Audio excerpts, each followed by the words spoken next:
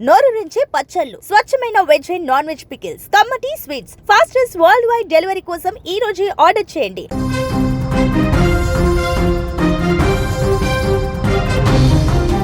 Iran దద్దరిల్లుతోంది. Israel విసురుతున్న క్షిపణులతో ఇరాన్ రాజధాని టెహరాన్లో పెద్ద పెద్ద బంగ్లాలు కుప్పకూలిపోతున్నాయి. ప్రజలు ప్రాణభయంతో పరుగులు తీస్తున్నారు. అమెరికా ఇజ్రాయెల్ కలిసి చేస్తున్న ఈ ఆపరేషన్లో ఇరాన్ ప్రజలు ఉక్కిరి బిక్కిరి అవుతున్నారు. రెండు దేశాల మధ్య నెలకొన్న అణు యుద్ధం కాస్త ఇప్పుడు భీకర యుద్ధానికి దారితీసింది.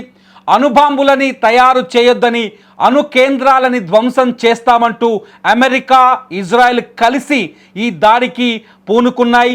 ఇజ్రాయెల్ అమెరికా ఈ రెండు దేశాలు కలిసి ఇప్పుడు ఇరాన్లోని అణు స్థావరాలతో పాటు ఇరాన్ రాజధాని టెహరాన్ పైన కూడా దాడులు చేస్తున్నాయి. ప్రస్తుతం మీరు విజువల్స్లో చూస్తున్నారు, చాలా భీతావహ పరిస్థితులు కనిపిస్తున్నాయి. ఇరాన్ రాజధాని టెహరాన్లో బాంబు దాడులతో అక్కడ ఉక్కిరి బిక్కిరవుతున్న సీన్ మనం నా పక్కనే ఉన్న వీడియోలో మీరు చాలా స్పష్టంగా చూడొచ్చు. వరుసగా ఇజ్రాయెల్ నుంచి యుద్ధ విమానాలు విడుస్తున్న క్షిపణులతో టెహరాన్ రాజధానిలో ఏ విధంగా బంగ్లాలు, పెద్ద పెద్ద అంతస్తులు ధ్వంసమవుతున్నాయో చాలా స్పష్టంగా మనం గమనించవచ్చు. ప్రస్తుతం సిచ్యువేషన్ చూడొచ్చు, చాలా స్పష్టంగా డిఫర్ విజువల్స్ మేము ప్రజెంట్ చేస్తున్నాం. ఇప్పుడు తాజాగా అందిన విజువల్స్ ప్రకారం చూస్తుంటే అక్కడ పరిస్థితి చేయి దాటిపోయింది. అమెరికా చాలా స్పష్టంగా ఇరాన్ని నాశనం చేయాలని నిర్ణయించుకున్నట్టుగా తెలుస్తుంది. 2025 జూన్లో 12 రోజుల పాటు ఇజ్రాయెల్ ఈ తరహా దాడులకే తెగబడింది. అప్పుడు కూడా అమెరికా ఇరాన్పై దాడులకి ఇజ్రాయెల్కి మద్దతు ఇచ్చింది. ఇప్పుడు సేమ్ అదే రకమైన ఆపరేషన్ని అమెరికా ఇజ్రాయెల్ రెండు కలిపి ఇరాన్ పైన మొదలుపెట్టాయి.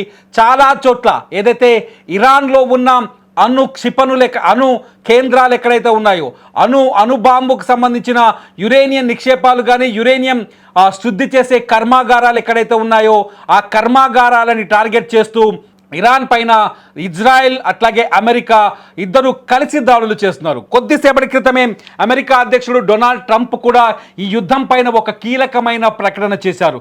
చాలా స్పష్టంగా చెప్తున్నారు ట్రంప్, ఇప్పటికైనా ఇరాన్ అధ్యక్షుడు ఖమేనీ వెనక్కి తగ్గకపోతే, ఇరాన్ నాయకులు వెనక్కి తగ్గకపోతే, అణుబాంబుల తయారీ విషయంలో కావచ్చు, అట్లాగే యురేనియం శుద్ధి కర్మాగారాల విషయంలో కావచ్చు, ఇరాన్ ప్రభుత్వం ఇరాన్ వెనక్కి తగ్గకపోతే, ఇరాన్ నాయకులు వెనక్కి తగ్గకపోతే ఆ దేశాన్ని ధ్వంసం చేస్తామని చెబుతున్నారు. ఇరాన్ ఒక ఉగ్రవాద దేశమని చాలా స్పష్టంగా ట్రంప్ ఇవాళ ప్రకటించారు.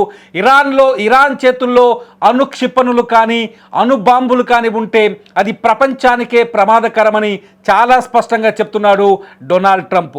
ఇరాన్ ఒక ఉగ్రవాద పూరితమైన ప్రభుత్వాన్ని కొనసాగిస్తుందని, ఇరాన్లో కేవలం ఛాందసవాదులు, మత ఛాందసవాదులు మాత్రమే పరిపాలిస్తున్నారని, అటువంటి ఇరాన్ని క్షమించే పరిస్థితి లేదని చెప్తున్నారు Donald Trump. So Donald Trump మాటల ప్రకారం చూస్తుంటే ఈ యుద్ధం ఇప్పట్లో ఆగే పరిస్థితి కనిపించట్లేదు. ఇటు టెహరాన్ పైన కూడా ఏదైతే ఇజ్రాయిల్లో కీలక నగరమైన టెల్ అవీవ్ పైన కూడా ఇరాన్ ఎదురుదాడికి దిగింది. ఇరాన్ కూడా యుద్ధ క్షిపణులను ప్రయోగిస్తోంది. ఇరాన్ కూడా యుద్ధ విమానాల్ని ఇజ్రాయెల్ పైకి పంపిస్తోంది. దీంతో రెండు దేశాల మధ్య వార్ తీవ్ర స్థాయిలో కనిపిస్తోంది. ఇది ఒక రకంగా మూడో ప్రపంచ యుద్ధానికి దారితీసే అవకాశం ఉందా అనే అనుమానాల్ని కూడా రేకెత్తిస్తోంది. ఎందుకంటే ఇజ్రాయెల్ ఒంటరి దేశం కాదు, ఇజ్రాయెల్కి గ్లోబ్ మీద ఉన్న ఇతర ముస్లిం దేశాల మద్దతు కూడా ఉంది. ఈ అంతర్గత మద్దతు గతంలో మనం చూసాం, పాకిస్తాన్ కూడా ఇజ్రాయెల్కి మద్దతు ఇచ్చింది. పాకిస్తాన్ ప్రధానమంత్రి షెహబాజ్ షరీఫ్ కూడా ఇజ్రాయెల్కి వెళ్ళి అట్లాగే టెహరాన్కి వెళ్ళి అక్కడ టెహరాన్ ఖమేనీతో భేటీ అయ్యారు గతంలో. సో ఇటు ముస్లిం దేశాల మద్దతు కూడా పరోక్షంగా ఇరాన్కు ఉంది. కానీ ప్రస్తుత పరిస్థితుల్లో అమెరికాని ఎదుర్కొనే పరిస్థితి, అమెరికా నిర్ణయాన్ని కానీ అమెరికా దాడుల్ని కానీ ఆపే శక్తి ముస్లిం దేశాలకు ఉందా లేదా, ఇస్లాం దేశాలకు ఉందా లేదా అనేది అతిపెద్ద ప్రశ్నగా మారుతుంది. ప్రస్తుతానికైతే ఇజ్రాయెల్ దాడులతో ఇరాన్ ఉక్కిరి బిక్కిరవుతున్న ఈ పరిస్థితుల్లో గతంలో ఇరాన్కి చైనా మద్దతు ఇచ్చింది, రష్యా మద్దతు ఇచ్చింది. రష్యాకు సంబంధించిన కొన్ని యురేనియం శుద్ధి కర్మాగారాలు ఇరాన్లో కూడా ఉన్నాయి. వాటిని రక్షించుకునేందుకు చైనా, రష్యా తీవ్రమైన ప్రయత్నాలు చేశాయి. యుద్ధంలో ప్రత్యక్షంగా పాల్గొనకపోయినప్పటికీ కూడా ఇరాన్లో తమ యురేనియం సిద్ధి కర్మగ అణు కేంద్రాలపైన ఒకవేళ అమెరికా దాడులకు తెగబడితే ప్రతీకారం తప్పదని గతంలో 2025 జూన్లో రష్యా ప్రకటించిన సందర్భం ఉంది. ప్రస్తుతం కూడా మళ్ళీ ఏదైతే 2025 జూన్ తర్వాత కొంత శాంతియుత వాతావరణం కనిపించినప్పటికీ ఇరాన్ పైన అమెరికా అనేక ఆంక్షల్ని విధించింది, అనేక రకాల టారిఫ్లు విధించింది. ఈ టారిఫ్లన్నింటి నేపథ్యంలో వరుసగా ఇరాన్ పైన అమెరికా అధ్యక్షుడు డొనాల్డ్ ట్రంప్ బెదిరింపులకు పాల్పడుతూనే ఉన్నాడు, హెచ్చరికలు చేస్తూ వస్తూనే ఉన్నారు. ఆ హెచ్చరికల నేపథ్యంలోనే తాజాగా టెహరాన్ పైన ఏకంగా క్షిపణి దాడులు కూడా ప్రారంభించారు. అమెరికా, ఇరాన్, ఇజ్రాయెల్ రెండు కలిసి ఈ క్షిపణి దాడులను మొదలుపెట్టింది. ప్రస్తుతానికి టెహరాన్లో పరిస్థితి వాతావరణం భీతావహంగా కనిపిస్తోంది.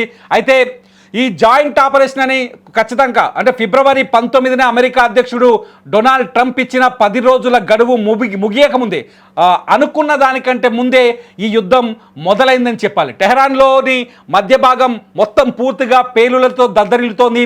Iran supreme leader Ayatollah Ali Khamenei కార్యాలయం సమీపంలోనే క్షిపణులు పడ్డాయని అసోసియేటెడ్ ప్రెస్ ధృవీకరించింది. యూనివర్సిటీ స్ట్రీట్, జంహూరీ ప్రాంతాల్లో ఆకాశం ఎర్రగా మారిపోయింది. ఇరాన్ సైన్యం కూడా ఎదురు దాడికి దిగి తమ గగనతలాన్ని పూర్తిగా మూసివేసింది. ఇప్పటికే పలు ఇరాన్ అణుస్థావరాలే లక్ష్యంగా దాడులు జరుగుతున్నట్టుగా కూడా కొంత సమాచారం అందుతోంది. ఈ దాడి వెనుక భారీ వ్యూహం ఉంది. సరిగ్గా 9 రోజుల క్రితం అంటే ఫిబ్రవరి 19న డొనాల్డ్ ట్రంప్ ఇరాన్కు స్పష్టమైన వార్నింగ్ ఇచ్చారు. 10 రోజుల్లో అణు ఒప్పందానికి రాకపోతే తీవ్ర పరిణామాలు ఉంటాయని ఆయన హెచ్చరించారు. దానికి తగ్గట్టే గడువు ముగియడానికి ఒక్కరోజు ముందే ఈ భారీ అటాక్ జరిగింది. ప్రస్తుతం గల్ఫ్ ప్రాంతంలో అమెరికా తన యుద్ధ నౌకలు, ఫైటర్ జెట్లను భారీగా మోహరించింది. ఇది ఇరాన్ అణు సామర్థ్యాన్ని నామరూపాలు లేకుండా చేసేందుకేనని విశ్లేషకులు భావిస్తున్నారు. మరోవైపు ఇజ్రాయెల్ అంతటా యుద్ధ భయం నెలకొంది. ఇజ్రాయెల్ రక్షణ మంత్రి ఇజ్రాయెల్ కాట్జ్ దేశవ్యాప్తంగా స్టేట్ ఆఫ్ ఎమర్జెన్సీని ప్రకటించారు. ఇరాన్ ప్రతీకారంగా క్షిపణులను ప్రయోగించే అవకాశం ఉండటంతో టెల్ అవీవ్, జెరూసలేం నగరాల్లో సైరన్లు కూడా మోగుతున్నాయి. ప్రజలందరూ అప్రమత్తంగా ఉండాలని, బాంబు షెల్టర్లకు సమీపంలోనే ఉండాలని సైన్యం ఆదేశించింది. పాఠశాలలు, కార్యాలయాలు అన్నీ అక్కడ మూతపడ్డాయి. కేవలం అత్యవసర సేవలు మాత్రమే ప్రస్తుతం ఇజ్రాయెల్లో కొనసాగుతున్నాయి. యుద్ధం కేవలం ఈ 2 దేశాలకే పరిమితం కాలేదు.